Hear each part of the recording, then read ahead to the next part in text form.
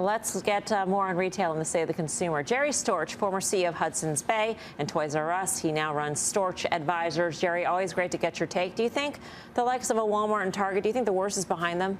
We through the woods? Well, I think this is a story old as time, since Target and Walmart were both founded 60 years ago in 1962. During tough economic times, consumers go to Walmart. Why? They trade down. They want value, value, value. In great times, Target does better. There's nothing new about this story. And, you know, in fact, if Walmart saw the results they delivered today, a year ago, they would have been apoplectic to see such a decline in their operating income and their inventories bloated. So, look, the good news is it didn't get worse. 3 weeks ago, they warned as if things were falling apart and even getting worse and worse and worse. Now they backtracked and they're back to where they were before they warned. So at least things aren't getting worse.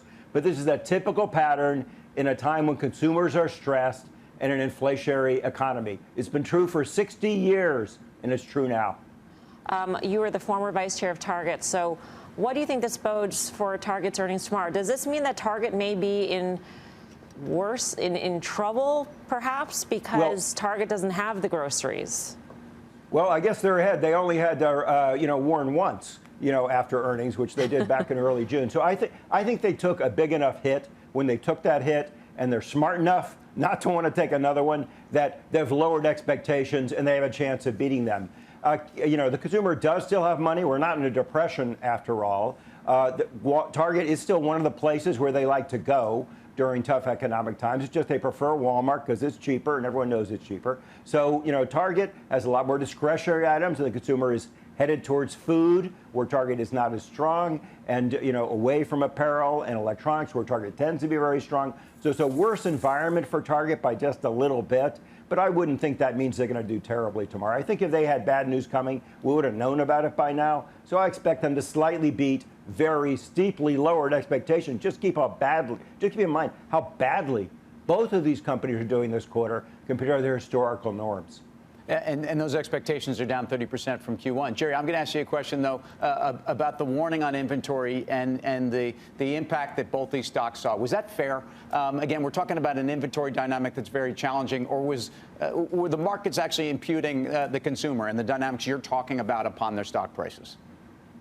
Look, these are great companies. These are really smart people, but they got rope-a-dope by the supply chain issues last year into buying too much of the wrong inventory. They will not make that mistake again. They have a lot to work through. Target has a lot to work through. They took a huge markdown. Walmart still, Doug said today, he's still got over $1 billion of inventory he really doesn't want to have. He's still up 25% year over year. So he's still got a problem on his hands that he's got to digest. But they're not going to make that problem going forward. They're not stupid. They've seen the change in the consumer, the shift towards consumables, the shift towards food, and that's where they're going to focus their inventory. They'll make smart bets. He mentioned on inflatable Halloween items, which are huge sellers these days. Halloween is burgeoning as a holiday.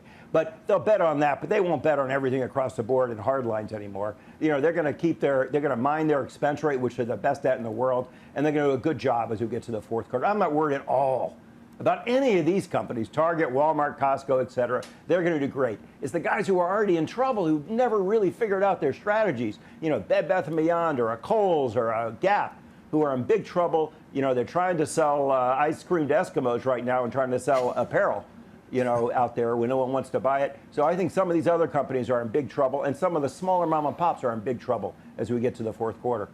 Like ice cream in winter as well, Jerry. I mean, I think it's an all-weather kind of food. But in terms of, the notion that Walmart is appealing much more to those with household incomes above $100,000, how do you extrapolate that? How do you think about the retail sector in terms of who might be feeling that pain with the trade down? Sure. Again, if I hadn't heard this story over 60 years so many times, I might think it was a new story. But every time the economy gets tough, they say, oh, look, higher income people are shopping with us now. Look, nobody likes to get taken.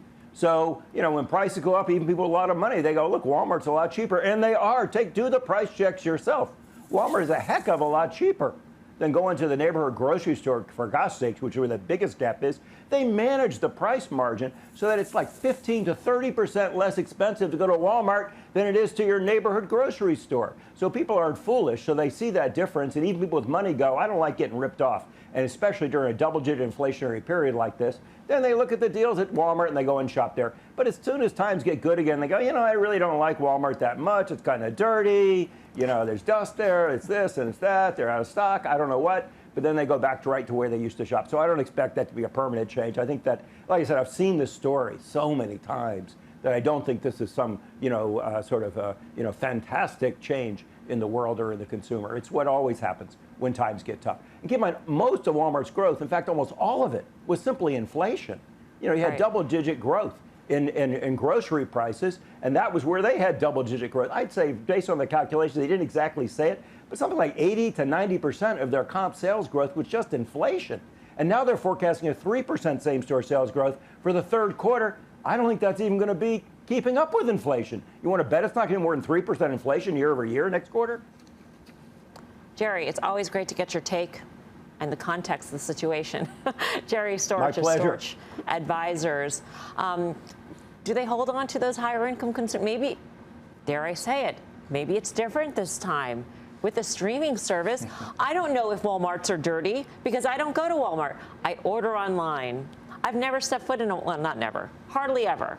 But I order online constantly, Dan, and maybe that's a difference this time. Yeah, I think you want to listen to a guy like Jerry, given his experience in that. And, Target has obviously gone for a different experience there. And you just mentioned, they don't lean into the groceries. That thing is a lot more apparel. And if you listen to what they said, Target said this and Walmart said this, those higher margin, more discretionary items they're having a hard time with. They've been having a hard time with for months. So those are the sorts of items that would keep that sort of shopper if they know they're there and there's a better grocery experience. So Walmart is not that. And they will not change that. The best case that they have is really doing a Walmart Prime that looks like a lot of DTC, that bundles in a lot of other services. That's their best bet. I have been to plenty of Walmarts. I like shopping at Walmarts.